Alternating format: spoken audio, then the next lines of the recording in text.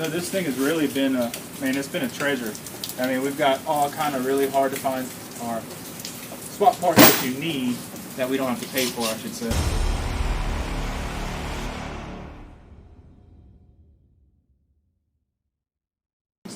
Alright guys, here we are with our donor vehicle, the 2006 Jeep Commander.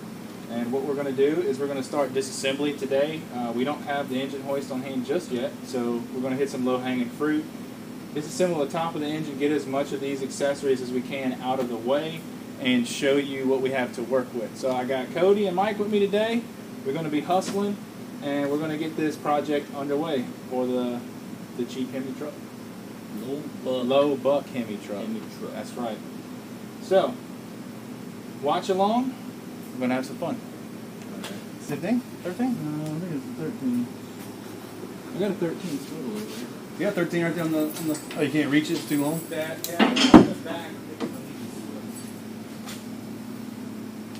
So first thing, obviously, we are going to take this hood off to make it easier for us to work on. And you can see the vehicle is on a lift. Oh, careful. Always read your JSA first.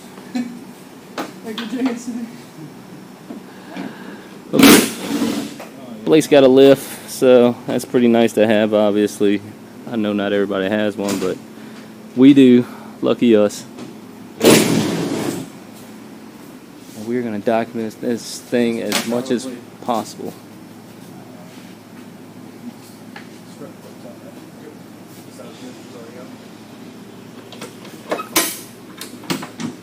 Good. Just pull these off. Oh, watch. Wow. Oh, hold on. Let me put a hand on there. That's like aluminum hood. Is it? Aluminum hood. Get some money on this. A lot of the Chryslers are, to come to think of it. Like the new Challengers have that aluminum hood. Alright, we got squirters here. Oh, I'm going to just snip them. Yep. Hood goes in anyway. Hood has any value as a hood versus scrap. What? You don't think anybody needs a hood for a Commander? Possibly. But then you'll find one that's the same color. Or, yeah. You know, it does have a dent in it. Yeah. So. It has a dent in it? Oh, shit. And you can get one for like $30 from pull apart too. So it's like not worth it. You know, people like to G you down, but I can get one pull apart, but then go get one. Yeah. $30 in. Right. And I'm worth my time dealing with you. Right. Y'all got it? Yeah. Aluminum. All right. Yep. What, aluminum scrap gun? Yeah.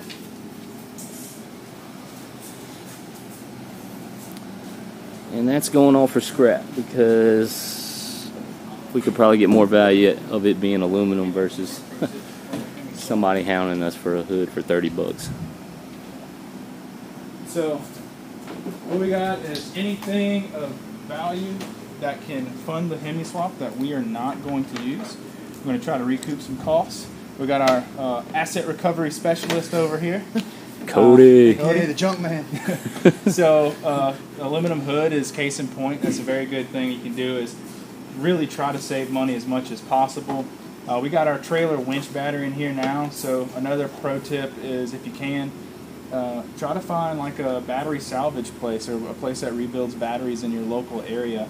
What we're going to actually wind up doing is we have quite a few bad batteries around the shop. We're going to turn them all in and hopefully get a free battery for our Hemi swap. Again, this is for the trailer, so we're going to have to find a battery.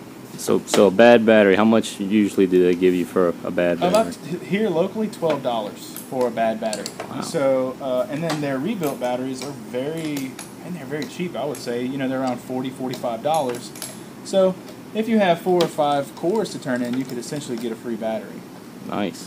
So, that's something else. Anything else on here we won't use that's aluminum, bracketry, stainless steel, something that we could bring to the scrapyard, recoup a little bit of value out of. It's just going to help us with the little knickknacks that we can't get off of this vehicle. So obviously we have to get engine mounts. We have to get the flex plate adapter for the transmission. Those things we're going to have to spend money on. So what better thing to do than to sell a few pieces and get us some free cash. Heck yeah.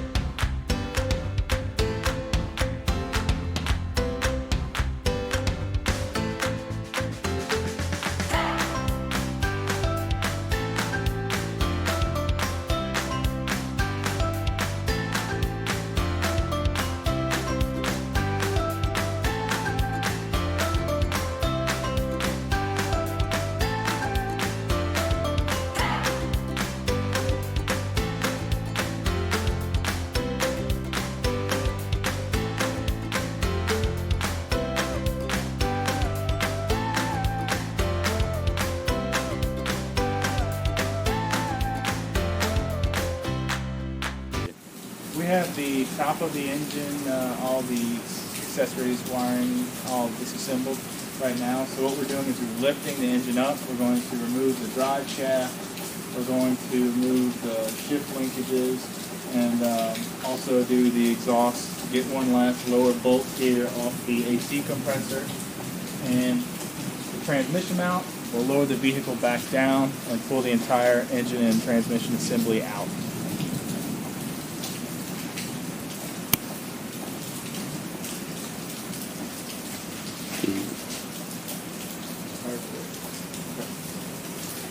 Get that skid plate off, Jody. Let's take a look underneath. Let's see what we got. I got it over here. So we're gonna try to take it with the transmission. Take a note to how it has the driver's side starter mount, and then we also have the infamous 45-degree oil filter adapter. So that's Nice. yet one more piece that we don't have to buy. So this thing has really been it's been a treasure. I mean, we've got all kind of really hard to find or swap parts that you need that we don't have to pay for, I should say. Perfect for the budget build. Alright. Yeah, you can get a good shot of that 45-degree oil filter right there.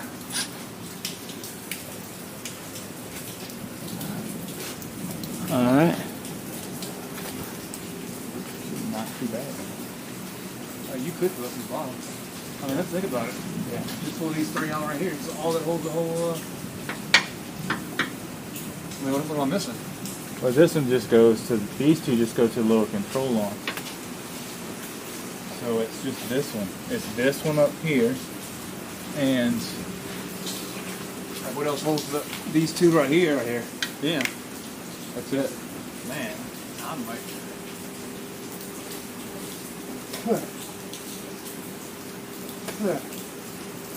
There's foots. I can drink them out now.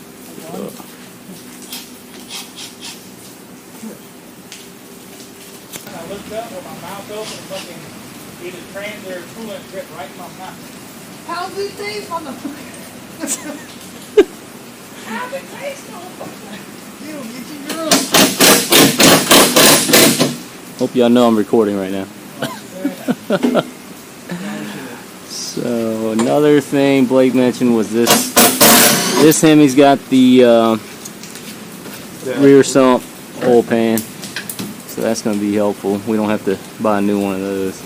And it's aluminum, not stamped steel like the truck, so it's not good or bad, but the aluminum's a little bit nicer of a piece, so Nice.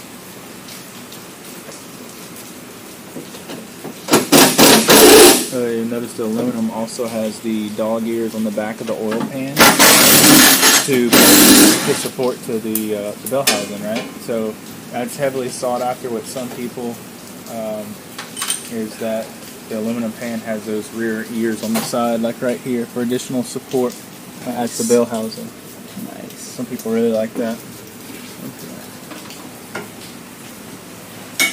Alright, so we had another good surprise from the Jeep. So all of kind of our past experiences in reading is, claiming most of these had Canag one, a lot of like the Grand Cherokees and stuff like that. Commanders, a little bit more rare.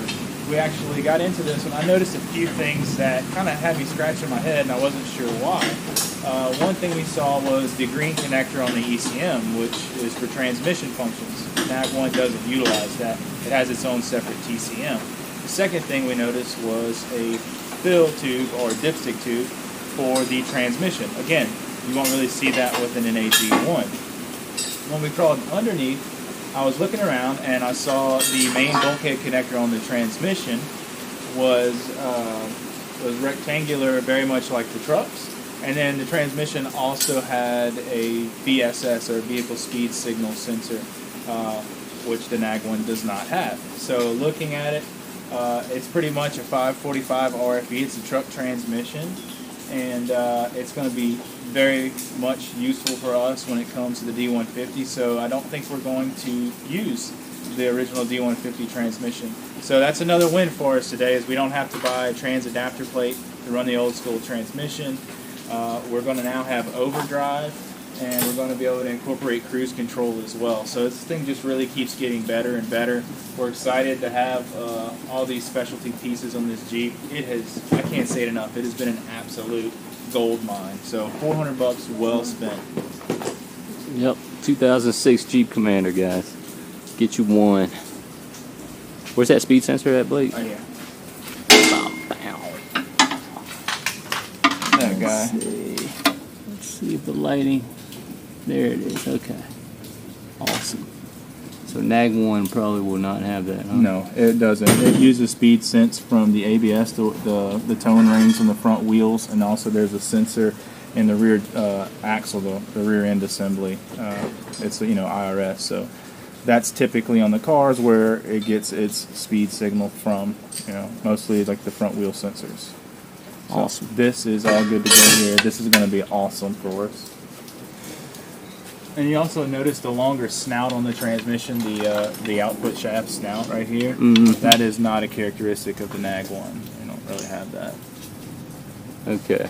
So we use this transmission. We'll probably have to get a new drive shaft. We're going to have to get a new drive shaft. So what we'll wind up doing is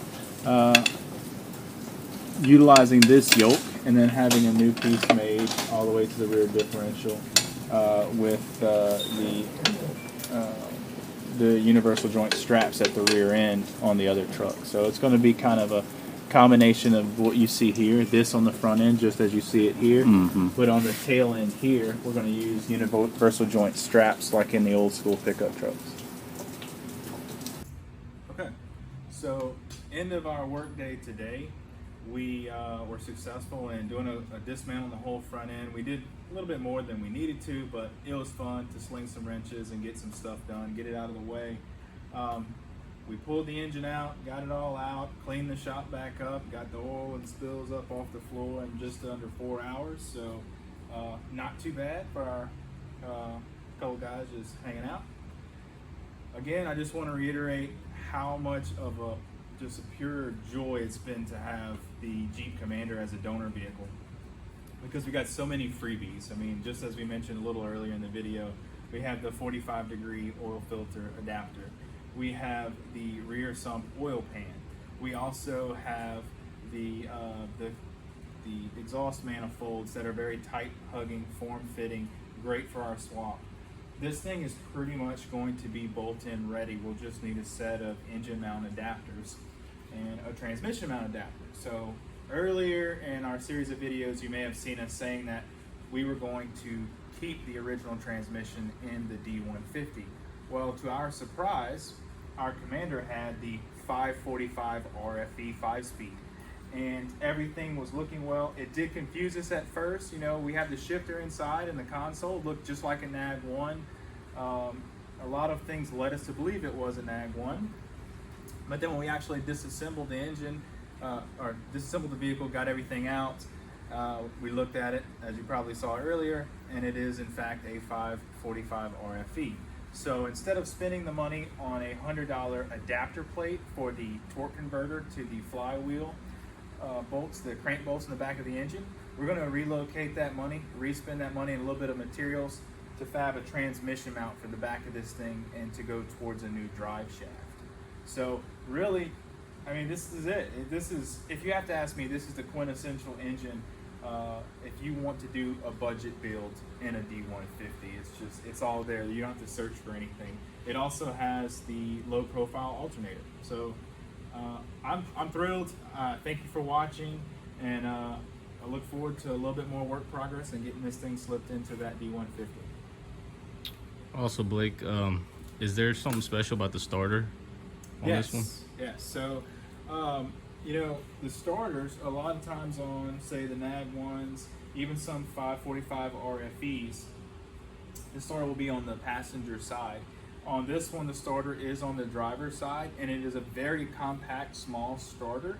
So that is one more thing that we're not going to have to spend money on. We're going to actually utilize the factory starter down on the driver's side of the engine block here, which is, it's another thing that just falls well into place.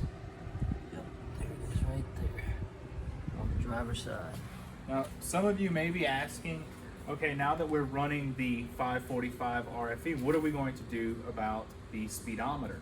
And that's a very good question. So the 545 RFE has a VSS, or vehicle speed sensor, on the rear of the casing, as you can see right here.